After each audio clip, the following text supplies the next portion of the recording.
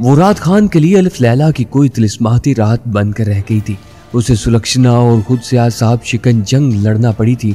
खासी रात गए जब सुलक्षणा का नशा उतरा तो उसे एहसास हुआ कि उसे वापस भी जाना है और उसने उसके जाते ही सजदा शुक्र अदा किया। रात करीबन 2 बजे वो सोया और सुबह 7 बजे तक वो सोता रहा। उसकी नींद फोन की घंटी की आवाज से खुली थी। पहले तो एक लम्हे के लिए भूंचका ही रह गया कि उसे किसने फोन किया है। फिर कुछ सोचते हुए उसने लेटे लेटे फोन उठाकर हेलो कह ही दिया। Room number 249 sir, your call please. Operator line पर था। ओके, उसने ऑपरेटर को इजाजत दे दी। थोड़ी देर बाद एक गैर मानूस सी आवाज उसे टेलीफोन पर सुनाई दे रही थी। आप सनाम से तो नहीं आए जी? लफ्ज सनाम पर वो चौंका। उसका दिल भी एक मर्तबा जोर से धड़का। आप कहाँ से आए हैं? उसने अब कोड वर्ड्स का तबादला शुरू कर दिया था। जी मैं तो अबू हर से आया हूँ। क्या है आपके पास? कपड़ा, सिगरेट, खुशबुयात, किसका बिजनेस करते हैं? मैं तो अशियाए खुर्दनोश का व्यापारी हूँ महाराज। ओह, तो आप हैं दर्शन लाल जी। उसने आखिरी पत्ता भी फेंक दिया। हाँ मिस्टर अरुण। दूसरी तरफ से जवाब पर उसे मुकम्मल इत्मीनान हो गया। मेरे लायक क्या सेवा है? आपको थोड़ी देर बाद मिलता हूँ। ओके। सिलसिला मुनक़ता हो गया। खान ने खुदा का शुक्र अदा किया कि वो अपने आदमियों में पहुंच तो गया। यह बात उसके लिए बाइस इत्मीनान थी। इस होटल में आने से पहले उसने एक खास नंबर पर सिर्फ अपने होटल का नाम पता कर फोन बंद कर दिया था और रात डिनर पर हदायत के मुताबिक अपने कोट के कॉलर में पीले रंग का फूल लगा लिया था। अब उसे ये इत्मीनान जरूर हो गया था कि रात उसका ताक़ुब किसी सरकारी आदमी ने नहीं बल्कि उसके अपने साथियों में से किसी एक ने किया था। वो खुद को हल्का फुल्का महसूस कर रहा था। उसने नाश्ता अपने कमरे में ही मंगवाया और अब कपड़े बदलते हुए नाश्ते का मुंतजिर था कि दरवाजे पर हल्की सी दस्तक हुई। खान ने यही समझकर दरवाजा खोला कि नाश्ता आ गया है, लेकिन दरवाजे पर एक खाली हाथ स्टीवर्ड उसका मुंतजिर था। सर एक्सक्यूज मी, आपके लिए, कहकर उसने एक बंद लिफाफा खान की तरफ बढ़ा दिया। Thank you. उसने स्टीवर्ड को टिप दी और अंदर चला आया। लिफाफा मोटे कागज का था और उसे एहतियात से स्टेपलर से बंद किया गया था। खान ने खोलने से पहले ये इत्मीनान कर लिया था कि उसे रास्ते में चेक तो नहीं किया गया। लिफाफा उसने मेज पर रख दिया और नाश्ते का मुंतजिर रहा। थोड़ी देर बाद नाश्ता आ गया। वेटर के जाने के बाद उसने दरवाजा लॉक किया और लिफाफा चेक कर दिया। लिफाफे से एक खत और चाबी बरामद हुई। खत में सिर्फ इतना लिखा था कि वो रेलवे स्टेशन के लॉकर नंबर 45 से एक केस निकाल ले और रात होने तक अपना पैगाम वहां रख दे। खत पढ़ने के बाद उसने जलाकर वाश बेसन में जाया कर दिया और नाश्ता मुकम्मल होने पर उसने कमरे से ही शकुंतला का नंबर मिलाया। वो अभी तक सो रही थी। खान ने उसे ताईदे इज़्दी जाना। इस तरह वो उसकी मजीद सोहबत से कदरे महफूज भी रह सकता था। अपना नाम उसने नोट करवाया और कमरा लॉक करके बाहर निकल गया।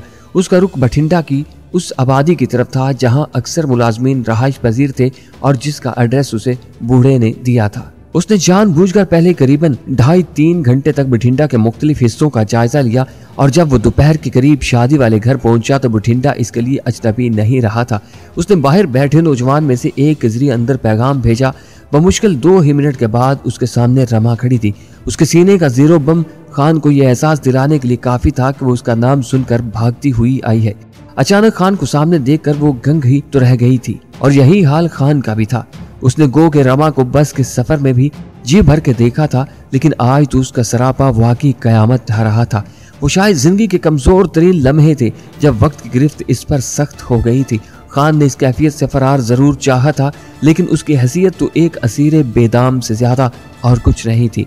उसी लम्हे खान को एहसास हुआ जैसे वो बहुत लंबी मुसाफत तय करके सिर्फ इसीलिए यहाँ पहुंचा था कि रमा उससे मिल जाए। उसने मौत की लंबी सरहद जो पिछले 3 रोज में पार्टी थी सिर्फ इसलिए कि जिंदगी रमा बन के उससे गले आन मिले। आज शायद यहाँ रस्म मेहंदी अदा की जा रही थी। इसी मुनासबत से उसने सुरमई रंग की साड़ी जेब तन कर रखी थी। हाथों और बालों में कलियों के गजरे सजाए वो जब उसके सामने आई तो खान को यूं महसूस हुआ जैसे जिंदगी के तपते झुलसते रेगिस्तानों में सफर करते हुए अचानक शाम उतर आई हो।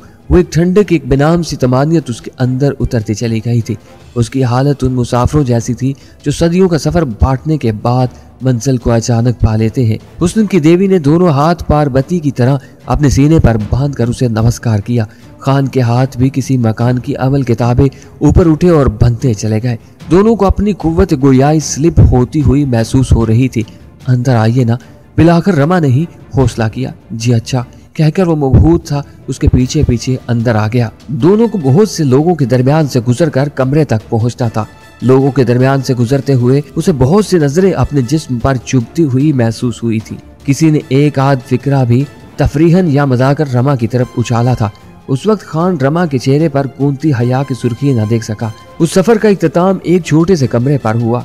कमरे के एक कोने में सामान धरा था और जमीन पर चटाई बिछी हुई थी और एक कोने में कुर्सी धरी थी। बिल्कुल शादी वाले आम घरों का सा माहौल था। शायद सहाय फैमिली को ये कमरा घर वालों की तरफ से अलाट हुआ था। कैसे हैं आप? बहुत देर कर दी आपने आने में। रमा के लहजे में खुली अपनायत ने उसे एक मर्तबा तो हला कर ही रख दिया था। देर कैसी, अभी कल ही की तो बात है। आज मैं आ गया। खान ने संभाला लिया। बैठ जाइए ना, कब तक खड़े रहेंगे आप? उसने कमरे में धरी वाहिद कुर्सी की तरफ इशारा किया। इसे अपना ही घर जानिए। लेकिन नहीं, शायद मैं गलत कह गई। आपका घर तो बहुत बड़ा होगा। रमा जी, बात घर की नहीं, घर के मकीनों की होती है। जिस घर में आप जैसे लोग मौजूद हों, यह हमारा घर नहीं। रमा ने हंसते हुए बात काट दी। हमारा घर तो दिल्ली में है। आप जिस घर में भी आएंगी वही घर सज जाएगा। खान कहे बगैर न रह सका। बैठिए ना, मैं आपके लिए चाय लाती हूँ। बाकी सब लोग तो अभी बाजार गए हैं। पिताजी कह गए थे आप आए तो जाने ना दूं।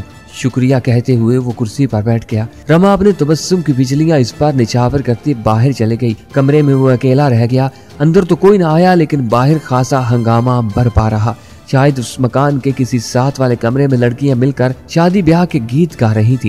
लेकिन खान गीत के बोलों से बेनियाज सिर्फ ये सोच रहा था कि वो इतना कमजोर क्यों हो गया है। इस लड़की ने इस पर क्या सहर फूंक दिया है कि वो इसकी आंखों की गहरी झील में डूबने लगा है। उसे अपने रवैये की कोई खास तवज्जो दस्तयाब नहीं थी और वो खासी उलझन महसूस करने लगा था। उसी उलझन से निजात उसे तब मिली जब रमा हाथों में ट्रे थामे अंदर दाखिल हुई। क्षमा कीजिए, आपको इंतजार करना पड़ा। उसने बर्तन वहीं चटाई पर रख दिए और खुद भी उस पर बैठकर खान के लिए चाय बनाने लगी। बोर तो नहीं हो रहे आप? चाय की प्यालियां खान की तरफ बढ़ाते हुए उसने कहा। नहीं तो, आपके होते हुए बोरियत कैसी? खान को अपने लफ्जों की अदायगी भर भी शायद इख्तियार नहीं रहा था। वो उठकर खड़ा हो गया। कुछ भी था तो वो मुसलमान ज़ादा औरत का एहतराम उसकी घुट्टी में पड़ा था। वो रमा के ना करने के बावजूद उसके करीब ही चटाई पर बैठ गया। चाय की ट्रे दोनों के दरमियान रखी थी और रमा सोच रही थी, ये वाकई इंसान है या आदमी के रूप में किसी देवता ने जन्म ले लिया है। उसके नजदीक वो हिंदू नौजवान कोई अवतार ही हो सकता था जो औरत का एहतराम भी करता हो, वरना तो यहाँ औरत को जिस्मानी लज्जत के हसूल का एक जरिया समझने के अलावा कोई मर्तबा ही नहीं दिया जाता था। वो जिस कॉलेज में पढ़ती थी वहाँ आए रोज उसकी कोई ना कोई हम जमात किसी न किसी लड़के की दरिंदगी की भीड़ चढ़ जाती और लोग ऐसे किसी भी ताज़ा वाक़े के फौरन बाद उस बर्बरियत के खिलाफ जलूस निकालते थे। लेकिन उनके इस जलूस में उनके साथी लड़के ही नहीं, पुलिस वाले भी हंसा करते और बस इससे आगे फिर लीडरों के बयानात का एक लायानी सिलसिला शुरू हो जाता। रमा को हमेशा अपने मुआशरे की इन खोखली इक़दार से नफरत रही थी। उसके अंदर बहुत देर से एक लावा खोल रहा था जिसे फट जाने की राह अभी शायद मुयस्सर नहीं आ रही थी।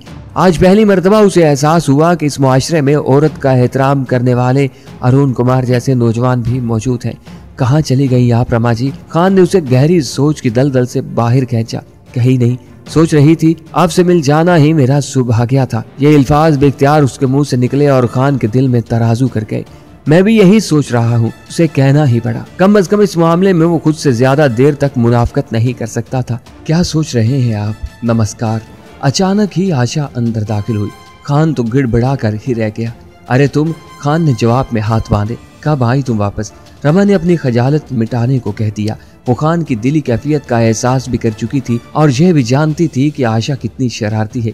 दीदी मैं तो कब से आई हूँ, आपकी बातें चुप कर सुन रही थी। उसने मुस्कुराते हुए खान की आंखों में झांका जो इससे नजरें चुरा रहा था। उसकी इस बात पर दोनों के दिल जोर जोर से धड़के थे। लेकिन रमा जल्दी ही नॉर्मल हो गई। वो अपनी बहन को अच्छी तरह जानती थी। अच्छा ज्यादा जुबान न चलाया करो, रमा ने उसे प्यार से डांट दिया। नहीं चलाती जुबान, लेकिन जाऊंगी नहीं। मुझे भी तो अरुण कुमार जी से मिलना था, उसने बहन को चिढ़ाया।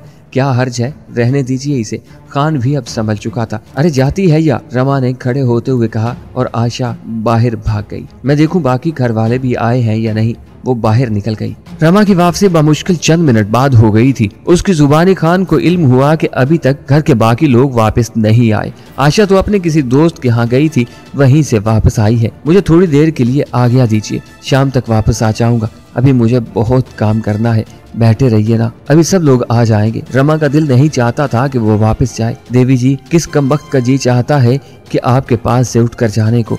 बस 1-2 जरूरी काम करने हैं, फिर लौट आऊंगा।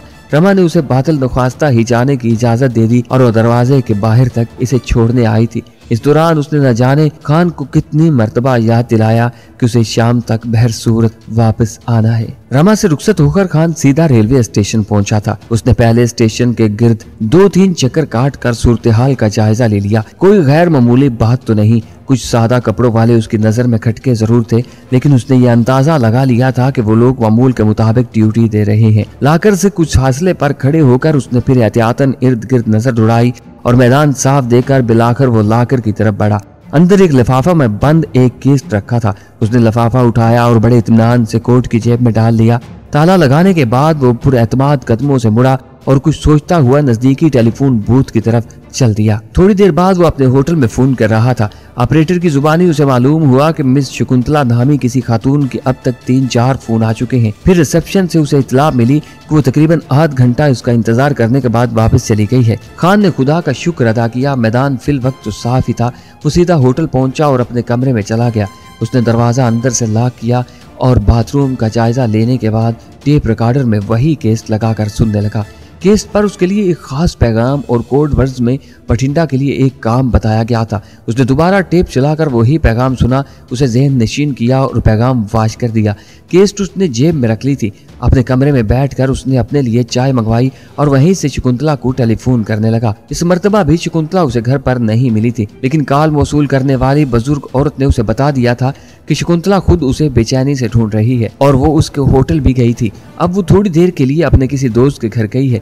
खान ने पैगाम लिखवा दिया था कि अब वो सुबह हुई को उसे मिलेगा, क्योंकि आज उसे अपने अजीजों के यहाँ शादी में शरीक होना है। उसने भी अपनी तरफ से इन्हीं जज्बात का इजहार किया था जो उसे सुलक्षणा की तरफ से मौसूल हुए थे।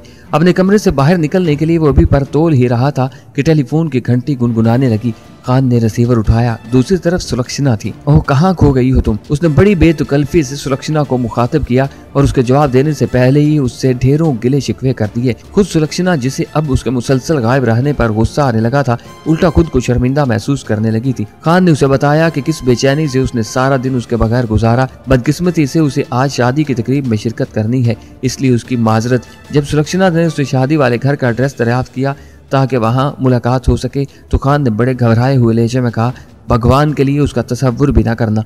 अगर तुमने वहाँ भटकने की कोशिश भी की तो मैं जायदाद से आग हो जाऊंगा। बुज़दिल कहीं का, सुलक्षणा ने हंस कर कहा। सिलसिला मुनक़ता होने पर खान ने खुदा का शुक्र अदा किया।